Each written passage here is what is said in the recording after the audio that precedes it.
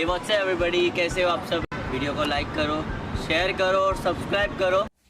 Good morning students, हम अपने physics section का chapter 2 light, shadows and reflection पढ़ रहे हैं।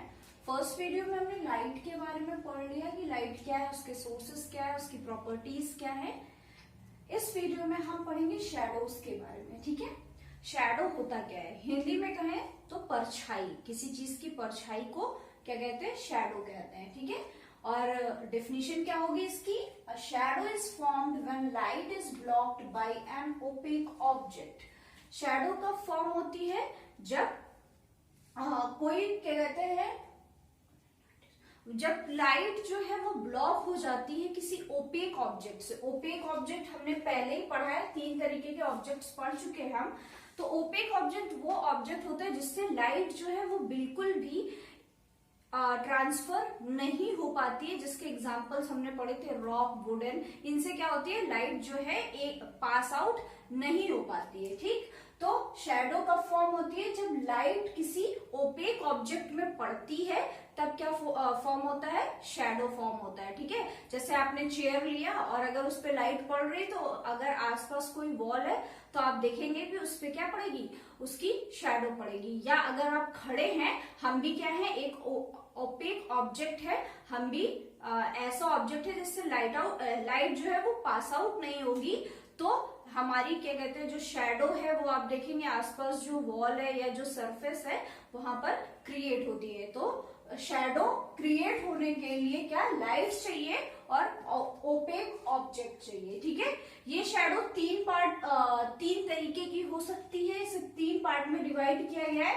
पहली है डार्क शैडो, दूसरी है lighter shadow and then is faint shadow. ठीक है, तो आइए पढ़ते हैं एक एक करके। पहले dark shadow, light is blocked bye N opaque object. जब क्या कहते हैं, लाइट जो है वो पूरी तरह से एक ओपेक ऑब्जेक्ट से क्या कर ली जाती है, ब्लॉक कर ली जाती है, तब हम उसे क्या कहते हैं, डार्क शैडो कहते हैं। जो हमारी इमेज बनती है वॉल पर या सरफेस पर, वो कौन सी होती है, डार्क शैडो होती है। ठीक है, देन नेक्स्ट आती है लाइटर शैडो। लाइटर शैडो क्या होता है, light is blocked by the translucent object. Translucent object वो ऑब्जेक्ट होते हैं जिनसे कुछ amount of light pass out होती है। जैसे हमने पढ़ा था, अगर किसी पेपर में ऑयल लग गया है और अगर आप उसे लाइट पर देखेंगे तो आपको एक साइड से दूसरी साइड की चीजें दिखेंगी बट बहुत ज्यादा क्लियर नहीं होंगी। वो कौन से ऑब्जेक्ट होते हैं, ट्रांसलुएंट ऑब्जेक्ट होते हैं। तो यहाँ पर जो लाइट है वो ब्लॉक होगी किससे, ट्रांसलुएंट ऑब्जेक्ट्स के थ्रू, तब जो शैडो है वो लाइटर बनेगी, मतलब बहुत ही हल्की बनेगी, बहुत ज्यादा पहले की तरह डार्क नहीं बनेगी। Then last is faint shadow. फेंट शैडो क्या होती है, इस शैडो में बहुत ही कम लाइट पास होती है बाय ट्रांसपेरेंट ऑब्जेक्ट। हमने पढ़ा है कि ट्रांसपेरेंट ऑब्जेक्ट्स वो ऑब्जेक्ट्स होते हैं जिनसे लाइट जो है वो पूरी तरह से पास आउट हो जाती है, जैसे कि वाटर हो गया, ग्लास हो गया, ये सब क्या है, ट्रांसपेरेंट ऑब्जेक्ट है। तो इनसे जो शैडो बनती है उन्हें हम क्या कहते हैं, फेंट शैडो कहते हैं। इससे क्या होता है, लाइट बहुत कम पास होती है तो एकदम हल्की सी कोई शैडो क्रिएट हो जाती है। ठीक है, तो ये 3 तरीके की शैडो हमने पढ़ ली है। ये आपको पता होना चाहिए कौन से ऑब्जेक्ट से कौन सी शैडो क्रिएट होती है। ठीक है, फिर जो शैडो है उसको क्रिएशन के लिए, उसके फॉर्मेशन के लिए कुछ कंडीशंस की जरूरत होती है। 3 कंडीशन की जरूरत है, आइए देखते हैं कौन सी है। There must be a source of light. अगर आप चाहते हैं कि किसी चीज का, किसी ऑब्जेक्ट का शैडो क्रिएट हो तो जरूरी है कि वहां पर क्या हो, सोर्स ऑफ लाइट हो। लाइट का कोई ना कोई सोर्स हो, या तो वो नेचुरल हो या फिर मैनमेड हो। इससे पहले नेचुरल और मैनमेड क्या होता है वो हमने पिछले वीडियो में पढ़ लिया है। ठीक है, तो सोर्स ऑफ लाइट होना बहुत इंपॉर्टेंट है। There must be an opaque object. अगर आप चाहते हैं कि शैडो जो है वो बहुत अच्छी सी क्रिएट हो, डार्क शैडो क्रिएट हो, तो जरूरी है कि ऑब्जेक्ट कैसा हो, ओपेक हो। ओपेक मतलब उससे जो लाइट है वो पास आउट नहीं हो। Then last one is there must be a screen. वहां पर क्या, एक स्क्रीन का होना जरूरी है, मतलब कि वॉल का होना जरूरी है, मिरर का होना जरूरी है, कोई ना कोई सरफेस, कोई ना कोई स्क्रीन का होना यहाँ पर जरूरी है जिसपे आप उस शेडो को देख सके। ठीक है, तो ये कुछ 3 कैरेक्टरिस्टिक्स थी शैडो के लिए। अब हम देखेंगे कौन कौन सी क्या कहते हैं, सॉरी ये कंडीशंस थी। अब हम कैरेक्टरिस्टिक्स ऑफ शैडो देखेंगे। तो अभी हम पढ़ेंगे कैरेक्टरिस्टिक्स ऑफ शैडोज।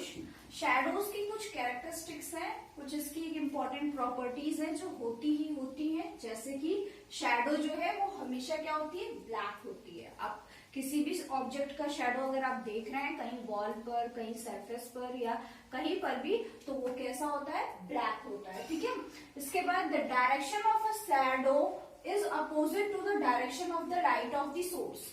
जो डायरेक्शन होता है शैडो का वो हमेशा जहां से लाइट पड़ रही है उसके अपोजिट होती है। मान लिया यहाँ पे एक आदमी है, ठीक है, और ये सन है, तो ये जो लाइट है वो उसके ऊपर यहाँ फॉल डाउन हो रही है, तो उसकी शैडो क्या होगी, जस्ट उसके पीछे अपोजिट बनेगी। ठीक है, तो जो शैडो है वो हमेशा अपोजिट बनती है, किसके, जहां से आपको लाइट पड़ रही है उसके अपोजिट बनती है। ठीक है, शैडो जो है वो डिपेंड करता है किसके, डिस्टेंस बिटवीन द सोर्स, कि आपका जो सोर्स है उससे डिस्टेंस क्या है, ओपेक ऑब्जेक्ट एंड स्क्रीन। और किस पर डिपेंड करता है कि ओपेक ऑब्जेक्ट कैसा है और जो स्क्रीन है जिसपे वो शैडो बन रही है वो कैसी है। ठीक है, तो जो शैडो है वो 3 बातों पर डिपेंड करता है कि आपका डिस्टेंस क्या है सोर्स से, जिस चीज से आपको लाइट मिल रही है उससे आपका डिस्टेंस क्या है, ओपेक ऑब्जेक्ट पर और क्या, स्क्रीन पर। ये 3 चीजें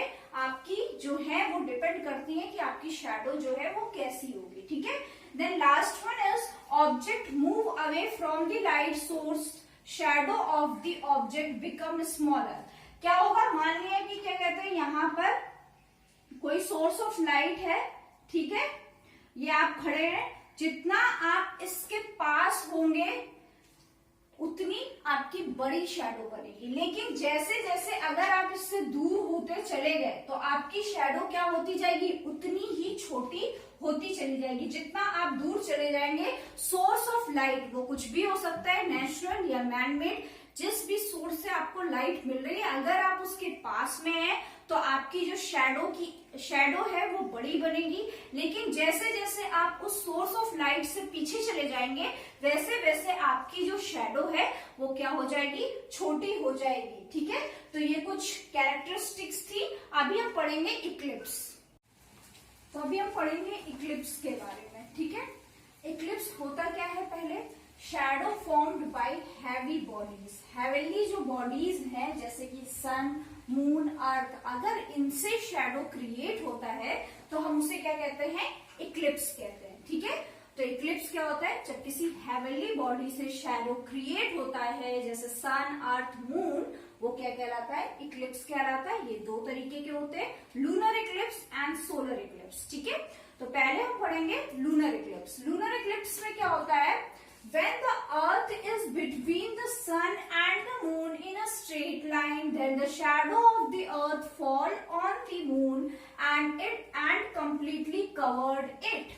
lunar eclipse में होता क्या है, sun है और मून है, ठीक है, उसके बीच में कौन आ जाता है, अर्थ आ जाता है। रोटेट करते करते कौन आ जाता है, अर्थ आ जाती है। और अर्थ जब आती है तो ये जो सन की लाइट है वो पूरी किस पे पड़ने लगती है, अर्थ में पड़ने लगती है। और इस अर्थ की जो शैडो है वो क्या है, पूरी तरह से जो शैडो है अर्थ की वो कहाँ चली जाती है, मून के ऊपर चली जाती है। और मून जो है वो क्या हो जाता है, कंप्लीटली ब्लैक हो जाता है, कंप्लीटली अर्थ की शैडो की वजह से ब्लैक दिखने लगता है। ठीक है, तो लूनर इक्लिप्स में क्या होता है, सन और मून के बीच में कौन आ जाता है, अर्थ जब आ जाती है तब हम उसे क्या कहते हैं, लूनर इक्लिप्स। ठीक है, तो लूनर इक्लिप्स की डेफिनेशन ये रही और आपकी बुक में डायग्राम भी दिया है। अगर आपकी लेट्स ट्राई में लूनर इक्लिप्स और सोलर इक्लिप्स का क्वेश्चन आया है तो आप उस पर क्या करेंगे, डायग्राम को भी ड्रॉ करेंगे। ठीक है, अब हम पढ़ेंगे सोलर इक्लिप्स। तो अभी हम नेक्स्ट पढ़ेंगे सोलर इक्लिप्स। सोलर इक्लिप्स क्या होती है, ये तब फॉर्म होती है जब न्यू मून डे होता है, जिस दिन पूरा मून निकलता है उस दिन इसका फॉर्मेशन होता है। ठीक है, इस पे क्या होता है, सन, मून और अर्थ जो है वो एक स्ट्रेट लाइन में आ जाते हैं और the moon is between the sun and the earth. जो मून है वो कहां पर आ जाता है, सन और अर्थ के बीच में आ जाता है, ठीक है। And the shadow of the moon falls on some part of the earth. और होता क्या है इसके बाद कि जो मून की शैडो है वो अर्थ के कुछ पार्ट पे जाकर दिखती है। हम जानते हैं कि जो हमारा अर्थ है वो मून से बड़ा है, इसलिए क्या होगा कि मून की जो शैडो है वो अर्थ के कुछ पार्ट्स पर ही दिखती है, ठीक है। तो जब ऐसा होता है कि सन और अर्थ के बीच में मून आ जाता है और मून की शैडो जो है वो अर्थ पर फॉल डाउन होने लगती है, तब वो कौन सा इक्लिप्स होता है, सोलर इक्लिप्स होता है, ठीक है। आई होप आपको यहाँ तक की सारी चीजें समझ में आ गई होंगी। आप इनको अच्छे से वीडियो देखने के बाद एक बार अच्छे से अपनी बुक्स पे रीड आउट कर लीजिएगा, चीजें क्लियर हो जाएंगी। फिर हम अपने नेक्स्ट वीडियो में पढ़ेंगे pin hole camera and reflection, जो हमारा लास्ट टॉपिक है इस चैप्टर का, उसके बारे में।